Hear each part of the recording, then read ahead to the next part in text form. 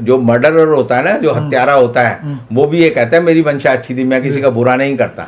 क्योंकि हर आदमी अपनी निगाह में अपने को देवता सिद्ध करने की कोशिश करता है जी। मोदी जी के अंदर और जवाहरलाल नेहरू के अंदर अगर हम फर्क करें तो जवाहरलाल नेहरू के अंदर वो पहले वाला बच्चा था जो हर चीज को बनाता है और सुरक्षित छोड़ के चले जाता है। अच्छा। और मोदी जी के अंदर वो दूसरा बच्चा है जो भी चीज बनी होती है उसे लात मारता है और पूरी तरह खत्म कर देता है। अच्छा। मोदी जी की जीवन शैली जो है लोकतंत्र के विरुद्ध है।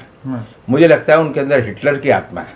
अच्छा। वो कहते हैं मैंने फैसला ले लिया और मैं ही दुनिया का नियंता हूं, मैं ही तय करूंगा। मोदी जी के सपने में यमराज आए होंगे। अच्छा।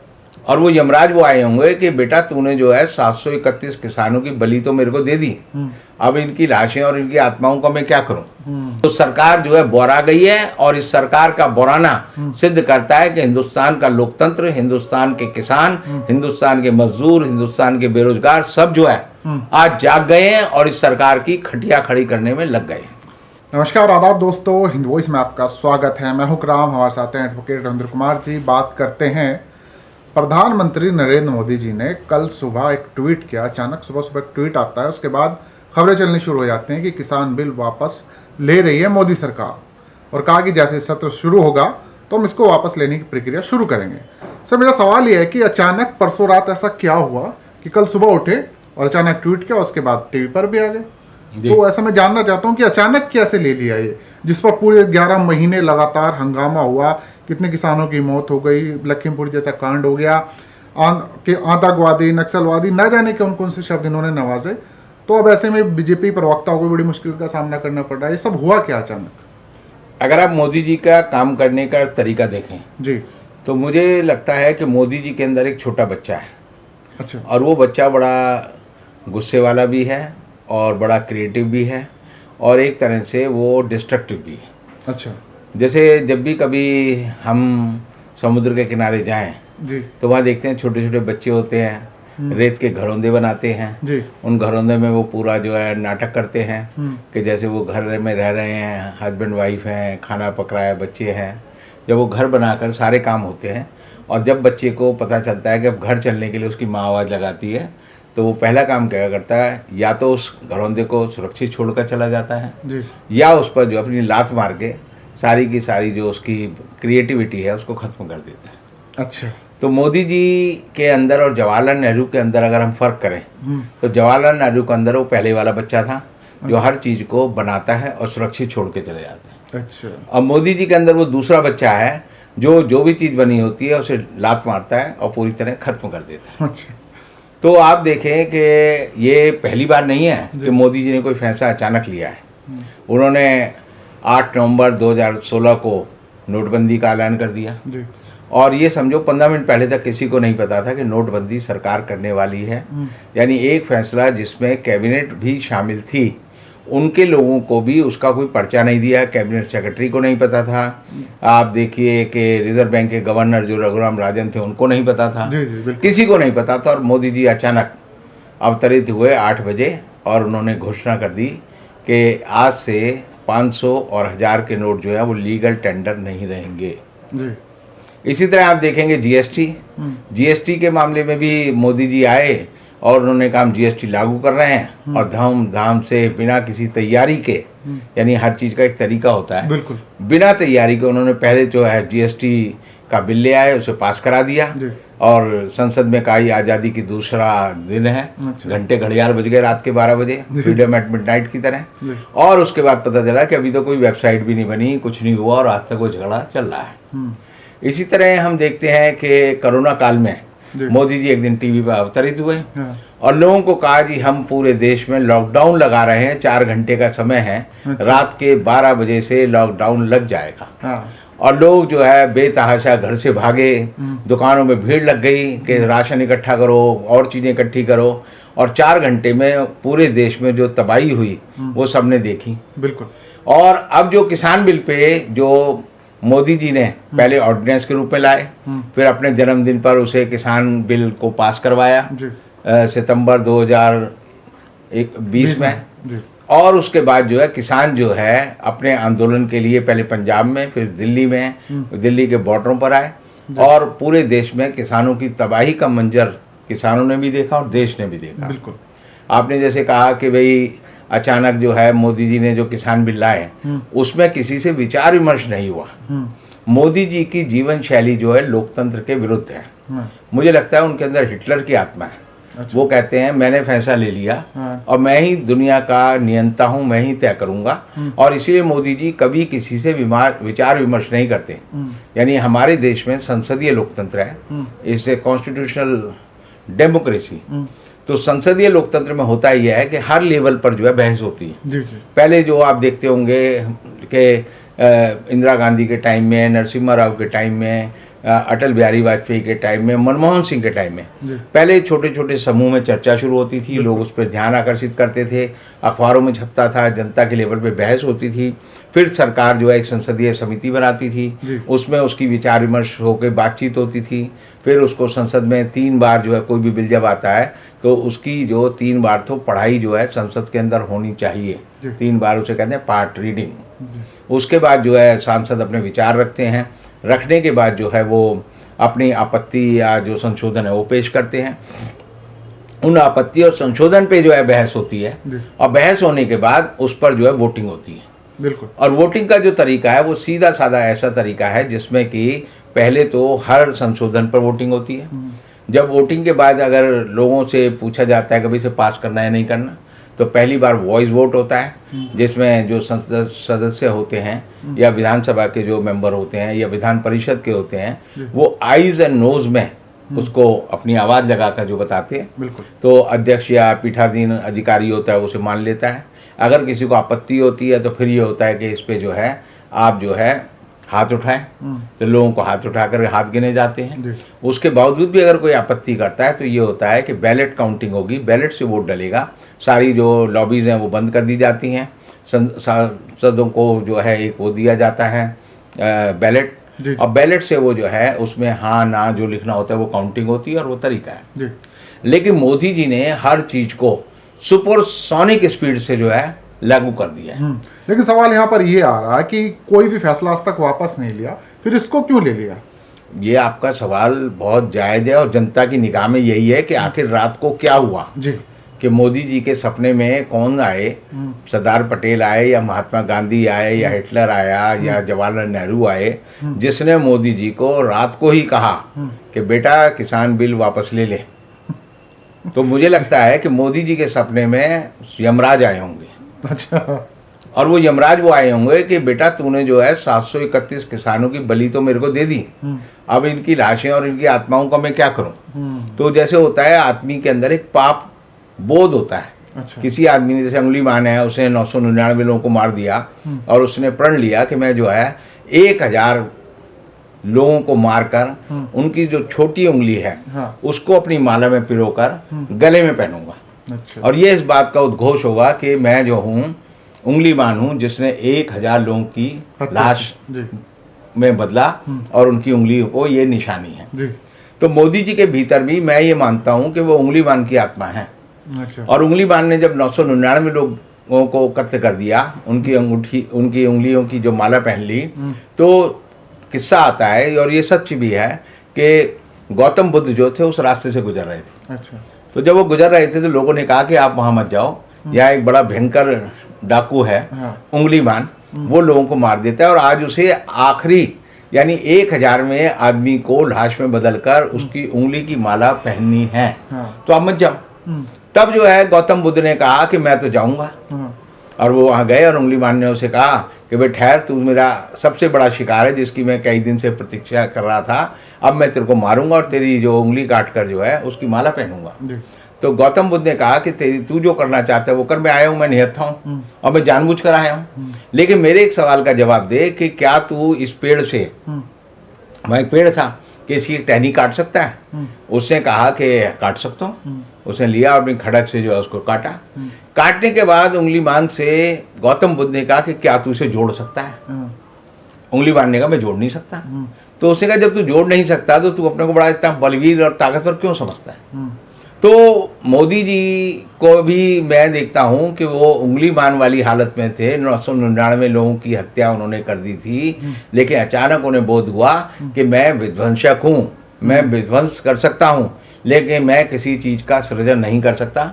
और जिस तरह उंगलीवान की आत्मा में प्रकाश जगा और उसे ज्ञान मिला और उसने जो अपनी भूल की और अपना पश्चाताप किया और पश्चाताप में उसे लोगों की सेवा की, साधु बन गया। तो इसी तरह मोदी जी के लिए भी ये पश्चाताप का क्षण था कि मैंने 731 किसानों को मार डाला, लोगों को दबड़ा कुचला कर जो है लखीमपुर खीरी में लोगों को मार दिया हम लोगों ने। हमने जो है देश के लोगों को बदनाम किया, किसानों को कहा जो कि सीधा सच्चा सरल किसान होता है उसको कहा कि तू जो है आतंकवादी है, तू जो है खालिस्तानी है, तू जो है पाकिस्तानी है, तू जो है विदेशों से पैसा लेने वाला अर्बन नक्सल है। तो इसमें यूपी इलेक्शन का कोई रोल नहीं है, पंजाब इलेक्शन का कोई रोल नहीं है, सिखों को खुश करने का ऐसा तो कुछ? इन सबका रोल है। हाँ, इन सबका रोल है। ऐसा है कि एक भूमिका होती है हर चीज की जी। भूमिका ये होती है कि मोदी जी को तो आपने कहा कि ये क्यों लिया फैसला, तो मैं कहता हूँ ये मोदी जी पश्चाताप कर रहे हैं। हाँ। लेकिन इस पश्चाताप में भी उनका जो तरीका है वो सही तरीका नहीं है। अच्छा। पश्चाताप भी वो सही तरीके से नहीं कर रहे हैं। पश्चाताप भी वो अपनी तानाशाही के माध्यम से कर रहे हैं। और आप देखिए मोदी जी एक वो आदमी है जो अपने जीवन की बहुत सारी बातें बताते नहीं हैं और जो भी फैसले करते हैं वो अपनी मन मर्जी का करते हैं, एक पक्षीय करते हैं। जैसे कि जसोदा बहन से जब उन्होंने शादी की तो शादी करने के बाद अचानक एक दिन मोदी जी को गौतम बुद्ध की तरह बोध मिला कि बीवी को छोड़ के भाग जा। अच्छा।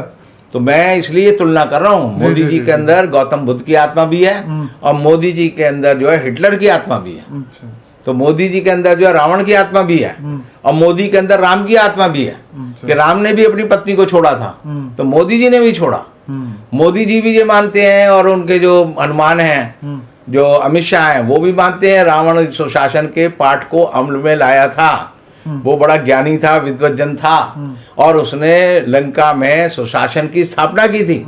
तो मोदी जी के अंदर जो है द्वंद्व है, इनके अंदर सिजोफ्रेनिया है, दो आत्माएं हैं, एक बुरा मोदी है, एक अच्छा मोदी है। अच्छा। तो अक्सर जो है बुरा मोदी हावी रहता है, बैड तालिबान गुड तालिबान वाली थोड़ी। जी हाँ, जी हाँ, जी हाँ। तो मोदी जी के अंदर जो है दोनों मोदियों में कुश्ती होती रहती है। तो जो बुरा मोदी है वो अक्सर हावी रहता है। यानी 7 साल में 5-4-6 मौके रहे होंगे जब मोदी जी के ऊपर अच्छा मोदी काबू कर लिया। तो ये जो आप देख रहे हैं कि अच्छा मोदी जो है उसने मोदी जी को समझाया कि भाई तू लखीमपुर खीरी गया था, वहां इतने लोग मर गए, फिर अभी तू गोरखपुर गया एक्सप्रेसवे का उद्घाटन करने, तो तेरी सभा में जो है लोग नहीं आए, लोग जो है तेरे को छोड़ के चले गए। तो मोदी जी की आत्माओं ने कचोटती है और कई बार ऐसा होता है कि तानाशाह लोगों के चेहरे देखकर उनके चेहरे पे बिना बोले जो घृणा होती है, जो विरक्ति होती है, जो उदासी होती है, उससे डर जाता है। बिल्कुल।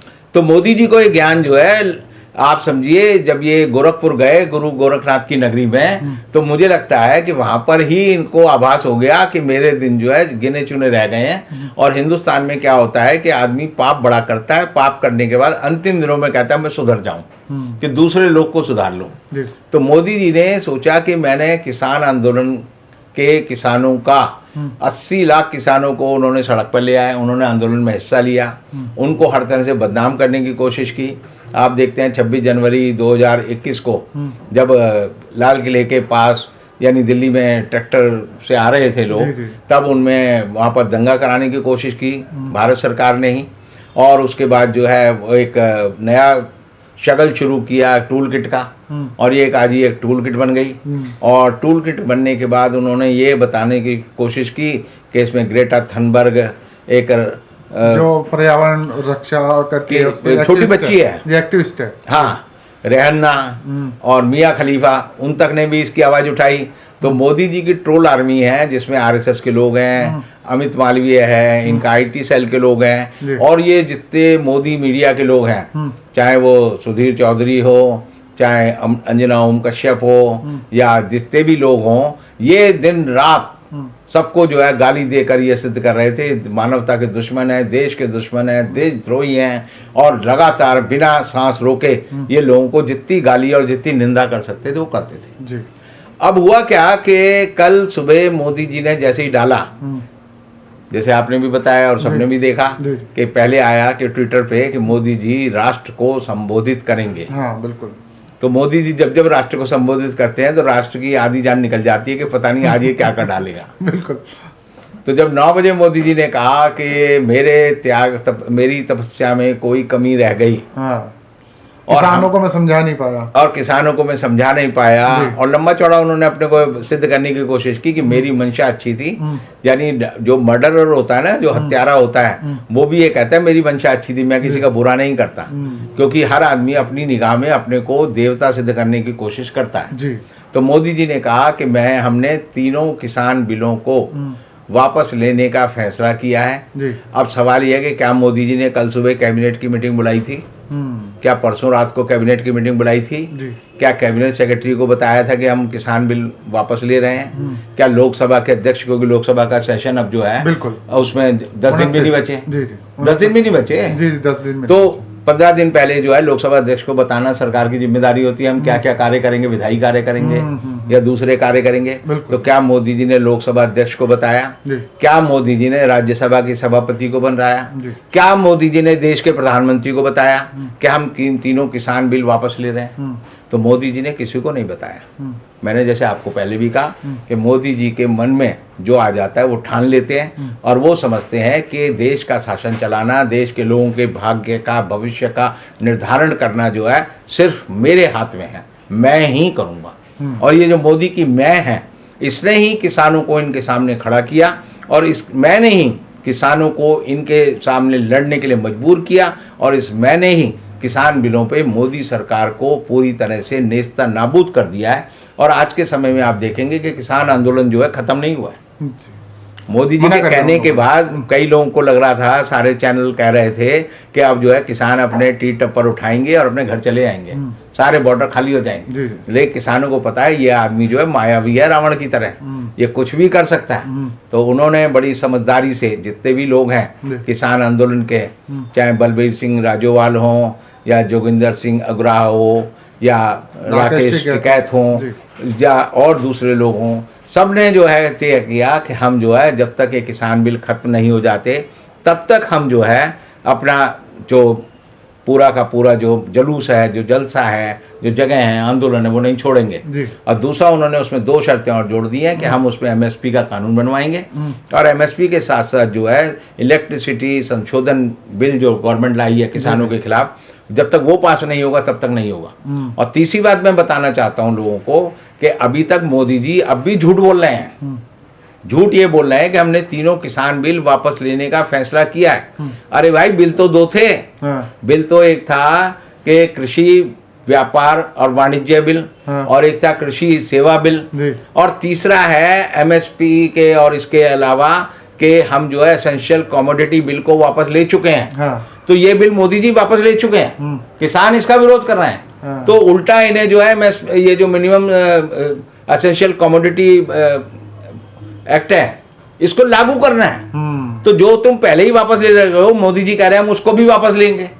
तो उसको वापस लेने का मतलब है पार्लियामेंट को दोबारा जो है एसेंशियल कमोडिटी एक्ट को पास करना पड़ेगा।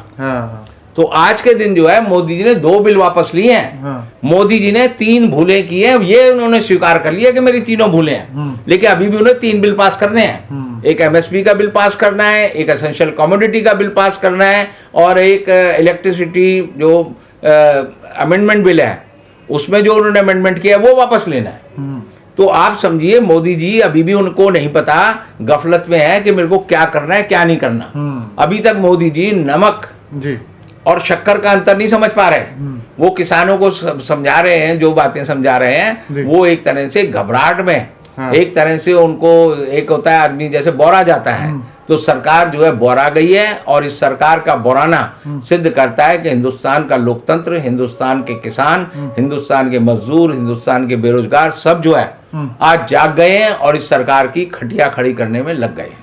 बहुत बहुत शुक्रिया रविंद्र जी, आपने बताया। और लास्ट की बात आप लोगों को ध्यान देने की ज़रूरत है कि जो बिल है अभी तो वो खुद गुमराह, उन्हें खुद नहीं पता कि उस पर होना क्या, पास भी होने और वापस भी लेने। खैर वो सत्र शुरू होने के बाद देखा जाएगा कि क्या होता है। लेकिन किसानों ने सीधी चेतावनी दी कि जब तक घर नहीं जाएंगे, जब तक एमएसपी तय नहीं हो जाती और ये पूरी तरह से वापस नहीं ले जाते।